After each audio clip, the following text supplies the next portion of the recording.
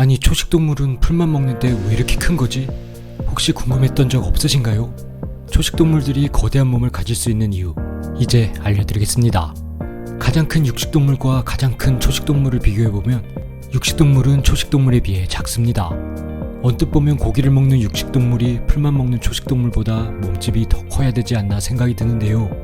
사실 육식동물 중 덩치가 큰 쪽에 속하는 곰도 최대한 컸을 때 1톤을 간 넘는다고 합니다. 하지만 여기에는 다 이유가 있는데요. 만약 육식동물의 몸집이 한없이 커진다면 어떻게 될까요? 그럼 움직임이 느려질 것입니다. 육식동물의 주된 사냥감은 작은 초식동물인 거 아시죠? 재빠른 동물을 잡기 위해서는 민첩성과 순발력이 필수인데 몸집이 커진다면 이러한 동물들을 사냥할 수 없게 됩니다. 또한 에너지 소모가 심해집니다. 육식동물의 몸집이 거대해진다면 영양소를 채우기 위해 사냥을 자주 하거나 하마, 기린 같은 거대한 동물들을 사냥해야 하는데 생각 외로 거대한 초식동물들은 성격이 포악할 뿐더러 사냥하기 쉽지 않아 목숨을 걸어야 하는 경우가 생깁니다. 결과적으로 몸집이 커지는 게 비효율적인 거죠. 따라서 연구 결과에 따르면 육식동물이 1톤을 넘게 된다면 동물 세계에서 살아남기 힘들어진다고 합니다. 그래서 어느 수준 이상으로 몸이 커지지 않는 것이죠. 하지만 초식동물들은 어떨까요? 몸집이 크면 그만큼 육식동물로부터 안전해지기 때문에 유리합니다. 코끼리, 기린, 하마, 코뿔소 등이 그러한 경우인데요.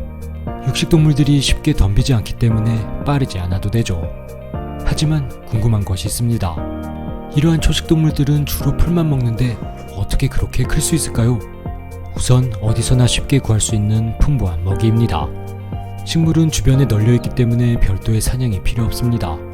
하지만 먹는 양이 엄청나죠. 그렇다고 하더라도 풀만 먹고 그런 근육을 만들 수 있을까요? 사실 초식동물들은 양도 양이지만 이러한 식물을 단백질로 변화시킬 수 있는 특별한 능력을 갖고 있습니다. 소를 예로 들어보면 우선 소는 4개의 위를 갖고 있습니다. 사실 소가 먹는 식물은 위에 살고 있는 미생물의 먹이인데요. 미생물이 소가 먹은 식물을 분해하고 발효시킵니다. 그러면 아미노산, 지방산, 설탕 등이 생기죠.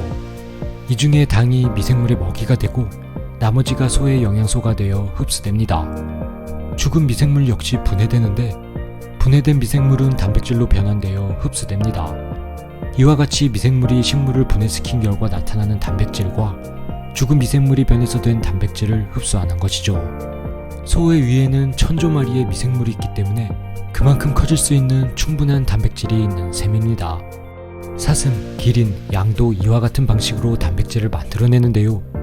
작은 초식동물의 경우 풀 이외에 단백질이 풍부한 식물을 먹으며 보충하고 있습니다. 이러한 이유로 몸집이 그만큼 커질 수 있었던 것이죠. 지금까지 풀만 먹는 초식동물이 우리의 식탁에서 풍부한 고기로 나타날 수 있는 이유였습니다.